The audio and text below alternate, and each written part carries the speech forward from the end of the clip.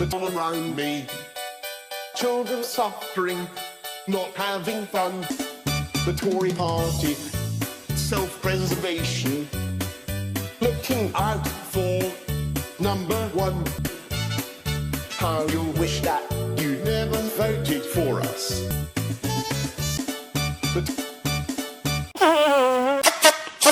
I have some perfectly respectable neighbours, good bourgeois types. You know, whenever they're sitting in of an evening, got nothing else to do, they roll up a spliff and quietly smoke it together.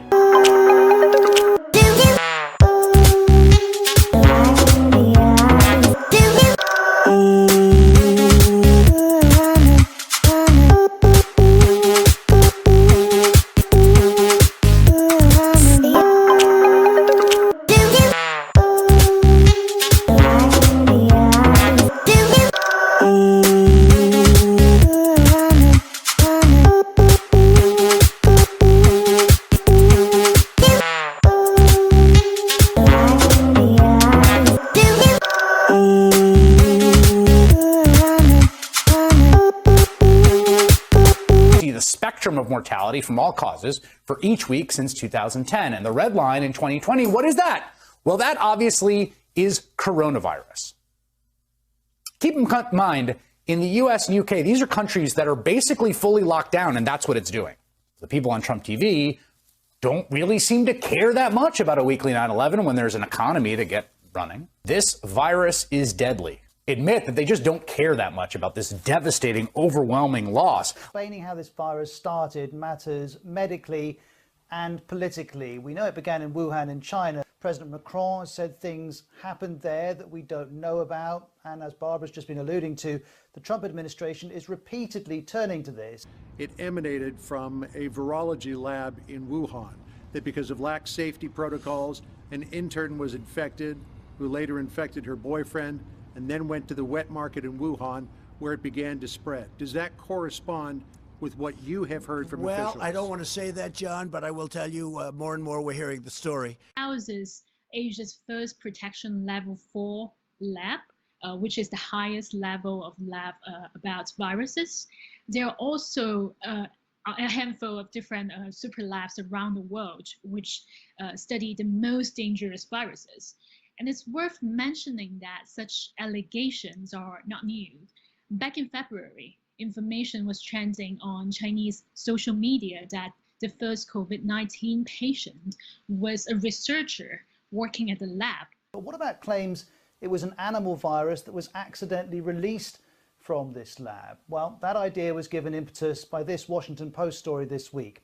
It reported that 2 years ago, US Embassy officials visited the lab in Wuhan several times and sent 2 official warnings back to Washington about inadequate safety. There are warnings tonight that people are dying of heart attacks and strokes because they're so frightened about catching coronavirus that they're avoiding going to hospital when they should. A consultant at one of England's leading hospitals also expressed concern about the rising numbers of victims of domestic violence and people who have attempted suicide. One hospital's battle against coronavirus and the hidden victims of the COVID crisis. So some people will die as a consequence of not getting treatment for their heart attack, their stroke. At this time of the day, there are people waiting outside to come into the emergency department. But right now, it's empty. It's quite extraordinary. Numbers are down 40% month on month. Doctors fear that patients are staying away because they're worried about getting the virus. What are you seeing more of in terms of non-COVID cases? Well, we're seeing a lot more domestic violence. We're seeing quite a lot of alcohol-related problems, and we've seen some fairly nasty suicide attempts. The sickest come here to intensive care. So they're attached to a ventilator through a tube that's going through their mouth into their lungs. And those patients require one-to-one nurse-patient ratios.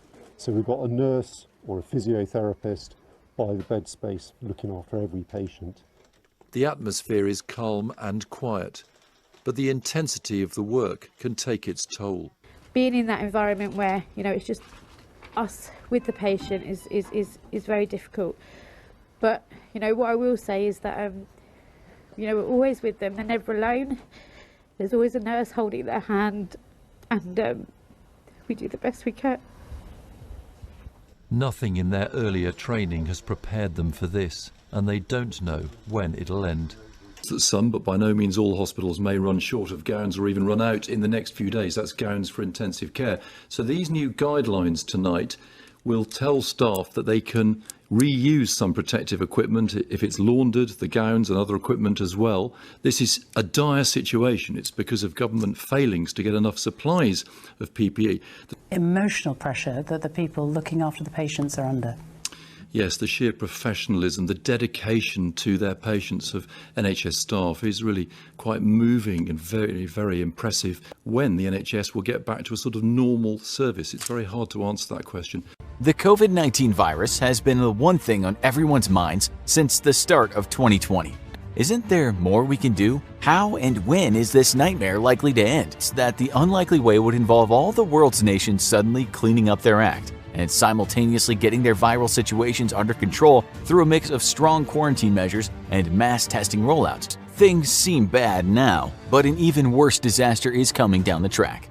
You may have heard the term herd immunity thrown around lately. This refers to allowing the infection to spread either intentionally or not, with the assumption that those who recover will develop the proper antibodies to fight off the virus and become immune, protecting the overall population. This is essentially the epidemiological equivalent of allowing a fire to burn itself out. The problem with this kind of approach is that allowing a fire to burn itself out will often leave the world with little left to burn. If this approach was taken as the UK government initially intended to do, millions would die with tens of millions worldwide. The general idea is that we'll have to continue keeping up social distancing and quarantine measures, putting greater focus on areas where outbreaks flare up, until an effective vaccine can be developed. But it'll also mean it'll be far longer before society as we know it will return to normal. It'll basically be like treating the outbreak as a whole the same way as one would treat a single case of COVID-19. Treating the condition symptomatically while the immune system fights off the disease. Not only will infections continue to occur across the globe during this elongated period, many vulnerable people will die as a result. Vaccine will also take quite some time. When factoring in testing, development, and distribution, to get full coverage it'll likely take from a year to 18 months. During that time, it's likely the world economy will take a considerable hit. Experts state that this won't mean 2 years of continuous lockdown. It'll be more like several burst-like periods of social distancing. The legacy of COVID-19 is likely to linger over the world for years to come. When and how exactly COVID-19 will end, though, depends on two factors scientists don't fully understand just yet: the virus's seasonality and duration of the immunity. Only conscientious and responsible personal choices mixed with sensible government policy and vaccine development. When the COVID-19 problem finally subsides, most likely either in late 2021 or early 2022, we'll probably have to deal with a barrage of secondary problems. But for now, while solutions are still being developed by the world governments, it's probably smartest for you to focus on keeping yourself safe. Remember, to keep you and others safe from COVID-19, your best bet is to socially isolate yourself.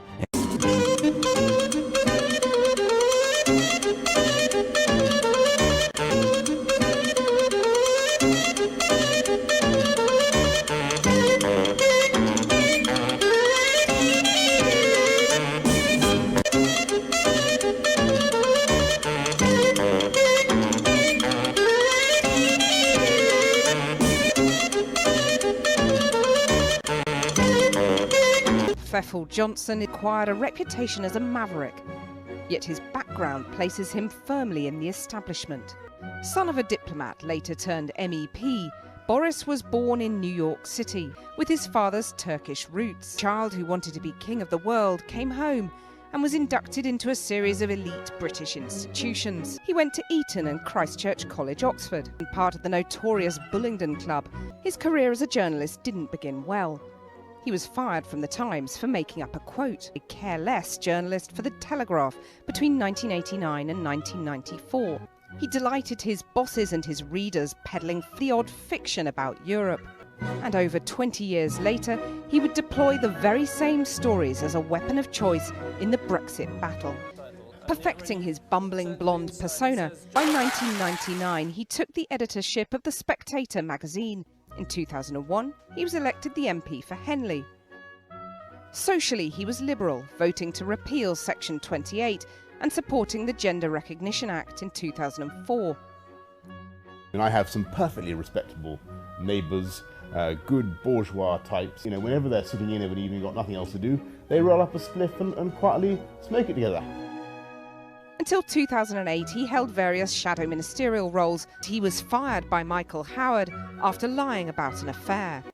The London mayoralty. Boris rather likes to have his cake and eat it too. Some accused him of taking credit for projects started by his predecessor Ken Livingstone. He was adamantly pro-EU and even talked of Turkish succession to the Union. His plans for Boris Island never got off the ground. Critics say he made London unaffordable and loosened planning laws. In fact, he denied he would return to Parliament during his mayoral term 17 times in one interview. Months later, he was MP for Uxbridge and South Ruislip, extolled the benefits of mass immigration, and Boris was accused of running a campaign based on half-truths and outright lies. He flipped his position on Turkey joining the EU, warning it would give millions of migrants rights to work in the UK. Boris was sent around the world, as far away from Downing Street as Number 10 could get him. But you have an unusually long history of wild exaggeration.